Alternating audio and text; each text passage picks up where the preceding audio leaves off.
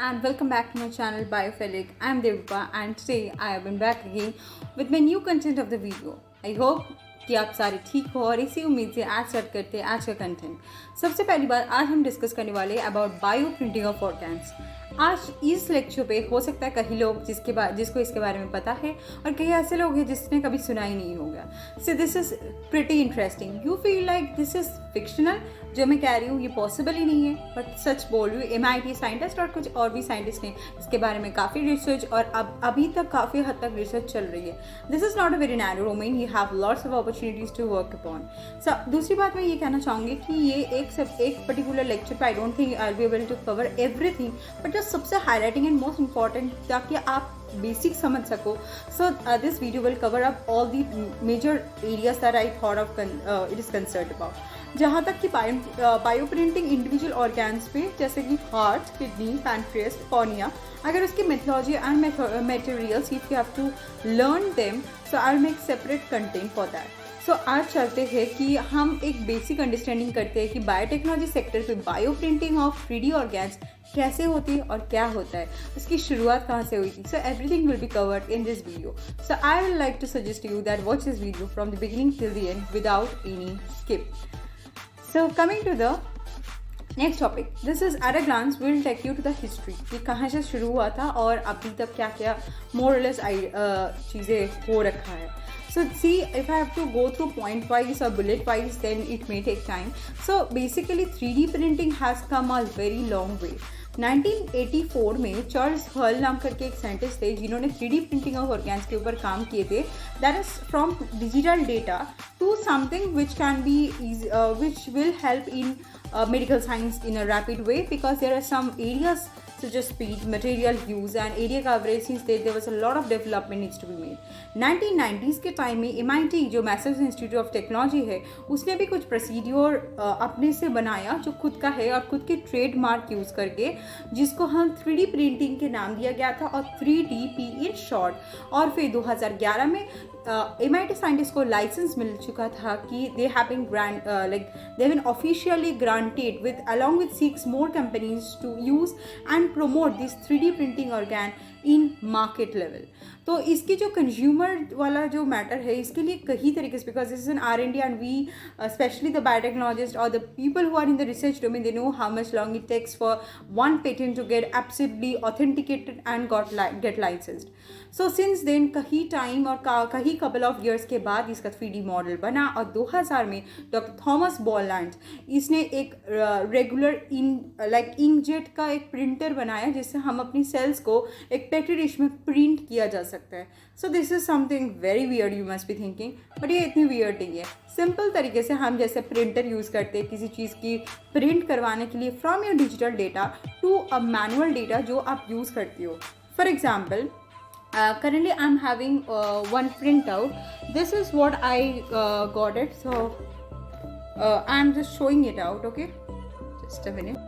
So this is a kind of a printout form. Okay, this I had taken a printout. Like we most of them in daily purpose we make use of this, right? तो ये कहाँ से निकल गया? ये मेरा laptop, PC या फिर मोबाइल फ़ोन से हमने इसका प्रिंट बनाया। सेम तरीके से हमारे जो ऑर्गन्स है इसकी रिप्लेसमेंट कई बार होता है ऑर्गन फेलियर, और हमारे पास सही मौके पे प्रॉपर ऑर्गन का transplantation, specially heart, kidney, liver, इन जैसे, और कहीं पर तो ऐसे ऑर्गन ट्रांसप्लांटेशन पॉसिबल ही नहीं हो पाते। तो उसके लिए ये 3D printing of organ can be a better replaceable method. So उसके बाद 2009 पे भी Organovo, like there was a company, they printed the blood vessels. So this was another remarkable achievement in the field of biotech. And currently in 2013, there was a university named Harvard University जिसने 3D printed एक human embryonic stem cell, basically यहाँ पे ovaries का भी bio printing करने का एक कोशिश किया गया है। तो अभी भी करेंटली ऑन द प्रोसेस है, but definitely you can think upon कि आने वाले दिन पे कितनी हमारी मेडिकल साइंस और ज़्यादा स्ट्रेंथन अप हो जाएंगे। After that we are now let come into the picture of what is bioprinting. तो काफ़ी देर से हमने बायो प्रिंटिंग ऑफ ऑर्गेन्स के बारे में बोला और काफ़ी हद तक उसका हिस्ट्री भी सुना. तो आप ज़रूरी है कि जिनको नहीं पता बायो प्रिंटिंग होता क्या है उसके बारे में जानने के लिए. So basically it's a method, एक प्रोसेस है जिसके थ्रू हम सेल स्ट्रक्चर्स को बायो जो इंक्स होता है उससे लाइक बायो इंक्स हम बनाते हैं. और कैसे हम लोड करते हैं, we load them with the stem cell. Stem cells के बारे में भी कई लोगों को इसके बारे में हो सकता है कुछ ज़्यादा ना पता हो. तो उसके लिए I would like to just make you understand one of the major aspect. So basically the stem cells are basically what we know is that these are certain cells जो हमारे बॉडी के एकदम रॉ मटेरियल होते हैं, वहाँ से हम दूसरी सेल्स की जनरेट कर सकते हैं जो स्पेशलाइज फंक्शन हर एक सेल में होते हैं. जैसे कि स्टेम सेल से जैसे हम कार्डियक सेल्स की बनाने की कोशिश कर रहे हैं या ह्यूमन एम्ब्रायनिक सेल्स की कोशिश कर रहे हैं, तो कुछ स्पेसिफिक एनवायरमेंटल फैक्टर्स जो फेवरेबल हो, जैसे बॉडी के अंदर बिल्कुल जिस तरीके का कंडीशंस प्रेजेंट होती है, सेम फेवरेबल कंडीशंस पे हम लैब के अंदर जो इन विट्रो टेक्निक से, इन विट्रो मतलब लैब के with in the lab with providing specific conditions, हम उसका ग्रोथ करवाते हैं. और ये स्टेम सेल्स फर्दर डिवाइड करते हैं into more specialised and functionalised cells called the daughter cells. तो आप हम अब जानने की कोशिश कर सकते हो कि स्टेम सेल्स मतलब स्टेम सेल ही होते बस, बट नहीं, उसके और भी बहुत सारे प्रकार होते हैं. Like there are many types of stem cells. और like few I have to tell you, like embryonic stem cells जो आपके जो अम्बिलिकल कॉर्ड में प्रेजेंट होती है. कई बार इसके बारे में मतलब this will be a separate topic of stem cells. I will definitely bring upon this topic. I think this is very important. Biotech पढ़ रही हो और medicine biotechnology, specially when we are talking about without stem cells, I think it's incomplete.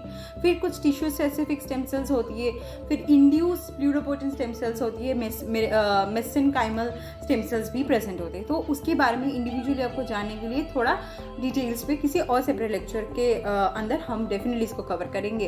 तो समझ जाइए कि with in the stem sales like this bioprinting is a kind of process जहाँ पे हम सेलुलर कुछ स्ट्रक्चर्स को, जैसे कि मान लीजिए कार्डियक सेल्स को, we are trying to make it from bioinks. That bioinks are loaded with the stem cells. Stem cells उस सेल्स को ग्रो करने में मदद करेंगे. You can understand in a very layman term.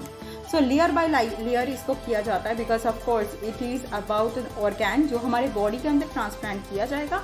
और हमारे जो बायो इंक से आप मुझे पूछ सकते हो कि what do mean by bio ink. तो हम जनरली जब प्रिंट करवाना चाहते हैं वहाँ पर प्रिंटिंग मशीन को भी एक इंक की ज़रूरत है to get that print out in that format जिससे हम चाहते हैं. सेम तरीके से बायो इंक्स का मतलब बायोलॉजिकल इंक्स जो कुछ स्पेशलाइज्ड आर्टिफिशियल लाइफ टिश्यू से बनते हैं. और ये बनते किस लिए कि 3D प्रिंटिंग ऑफ ऑर्गेन्स के लिए स्पेशलाइज्ड. और इसके कई चीज़ें देखा जाता है, लाइक इसके अंदर कुछ हम बायो इंक्स कहाँ पे यूज़ करें, किस टाइप के ऑर्गेन्स जनरेट करने के लिए, उसका भी डिफरेंट टाइप्स है. कुछ स्ट्रक्चर को सपोर्ट देने के लिए जो स्ट्रक्चरल बायो इंक्स यूज़ करते हैं, sacrificial bioinks, functional bioinks and support. Like there are different classifications of bioinks जो एक separate video lecture पे I will again come across what are bioinks और क्यों हम यूज़ करते हैं. और कुछ टाइप ये बायोइंक्स इसलिए बनता किससे है, बनता है कि कई बायोइंक्स है जो सिर्फ पॉलीसैकेराइड रिच होते हैं, कुछ होते हैं जो बहुत प्रोटीन रिच होते हैं. सो वो totally depend upon what type of organ you are going to print, it depends upon that. So layer by layer किया जाता है exactly like an organ. And biomatter is deposited to create that skin or a tissue, or you even if you want an organ that can be done. Biobinding projects are continuously growing on. I told you it's a very rapid progressive field. और ये one step हम बस closer है कि fully functional viable solution मिलने से. Laboratories और research centres पे आजकल bio printing human kidneys, liver and hearts का रिसर्च चल रहे, अभी भी चल रहे और आने वाले दिन पे भी चलेगा. बट या in the upcoming areas maybe we will get some best and versatile results. So after that, this is what is the objective. हम ये क्यों कर रहे हैं? I already told you organ failure के टाइम कभी कभी organs की shortage हो जाते थे. So for that, for organ transplantation, so the organs will be available for us, and for a long-term viable solution, we are mainly focused about bioprinting. So after that is what are the major ongoing projects on bioprinting? Already I discussed bioprinted heart का, bioprinted kidneys, bioprinted cornea, ovaries, mini liver, ear project, pancreas and skin. ये सारी projects अभी currently ongoing हैं. उसके बारे में हम separate video lecture पे इंडिविजुअली इसका मेथोडोलॉजी डिस्कस करने वाले हैं. Okay, so next we'll be discussing about the major bioprinting organs startup company globally. There are 8 top 3D bioprinting startup companies है जो इम्पैक्ट कर रहे हैं बायोटेक पूरी इंडस्ट्री को, और जहाँ पे काफ़ी हद तक इसके ऊपर काम चल रही है. You can see that North America वाले साइड पे कोई fluid form and selling, these are the 2 companies which are rapidly going, and these are in the US states, okay, and they are continuously working, especially with bioprinting cornea and bioprinting heart, the well volumetric printer, and there is yeah, these are few of the countries all over the Europe, and yeah, this total area they are mainly concerned about bioprinting. The startup companies are doing really well. Their research is going on, cost effective so definitely है, but definitely we will come with, they must come up with some better solutions in the upcoming days. Maybe in India we don't have this kind of, because R&D sector is not much effective here, but maybe in some days we'll get some better result. Next is what is the benefit यही रहेगा कि आपका जो flexible designing होती है, हम बहुत ही flexible तरीके से इसको बनाया जाता है, exactly like our natural organs. Second is rapid prototyping, मतलब कि जो 3D प्रिंटिंग होती है ये मैन्युफैक्चर कर सकते हैं जो पार्ट्स को बहुत ही कम टाइम में, लाइक विद इन आवर्स. तो इसकी प्रोसेस को स्पीड अप करने के लिए, मतलब एक से हम ऐसे लाखों अगर सैम्पल्स बनाना चाहते हैं, इसके प्रोटोटाइप को बनाने के लिए इसका प्रोसेस स्पीड अप हो जाएगा. Okay, and with accuracy, print on demand. Then इसका जो वेट होता है काफ़ी ये स्ट्रॉन्ग भी होता है, ड्यूरेबल होते हैं, बट लाइट वेटेड होते हैं. डिज़ाइनिंग के ऊपर खास तौर पे इसका बहुत ध्यान रखा जाता है. वेस्ट जनरेशन बहुत कम होता है, और कॉस्ट या ऑफ कोर्स रिसर्च लेवल पे है तो कॉस्ट तो अभी है, बट आगे वाले दिन पे हो सकता है कि ये इजीली अवेलेबल हो मार्केट पे, और एक्सेसिबिलिटी भी इजी रखा जाएगा ताकि हर कोई इसको एक्सेस करे, because science is always incline to people कि उसकी सोल्यूशन दे. And if people are not being able to afford, then what is the meaning of this solutions and what is the meaning of की science की ऐसी products को जो normal लोग इस्तेमाल ही ना कर पाए. Now, what is basically, you may ask that what is the cost of this? Like, see, who can afford this such a high-tech facility? So, according to the National Foundation for Transplants, इन्होंने कहा कि generally kidney transplant का cost averagely $3 lakh से ज़्यादा चले जाते हैं कभी कभी. बट जनरली जो 3D प्रिंटर्स होते हैं, ये प्रिंटर्स जो भी हमारी ये 3D ऑर्गेन्स को प्रिंट करते हैं, इसके कॉस्ट जनरली लेस दैन $10,000 है, जो आई थिंक आप इंडियन करेंसी में ऑटोमेटिक ट्रांसफ़र कर सकते हो. डेफिनेटली ये तो प्रोसेस देखो थोड़ा सा ल्यूक्रेटिव है और थोड़ा कॉस्टली होगा, बट या eventually if this process we get the success out of it and the solutions come out, then I think that the cost will definitely expected to get reduced. And next is that again I'm talking about the benefits and drawbacks. की benefits तो हमने already पढ़ चुके हैं.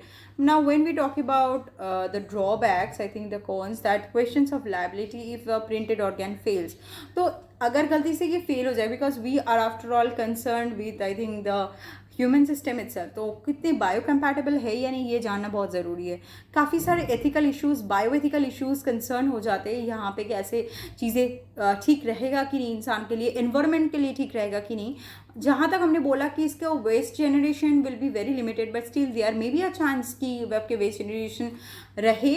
और difficulty maintaining cell environment, कभी कभी अगर जो ऑर्गन फेलियर का one of the major reason है कि अगर गलती से ये फेल हो जाए तो उस दौरान क्या किया जा सकता है, because we are ultimately dealing with a life of an individual.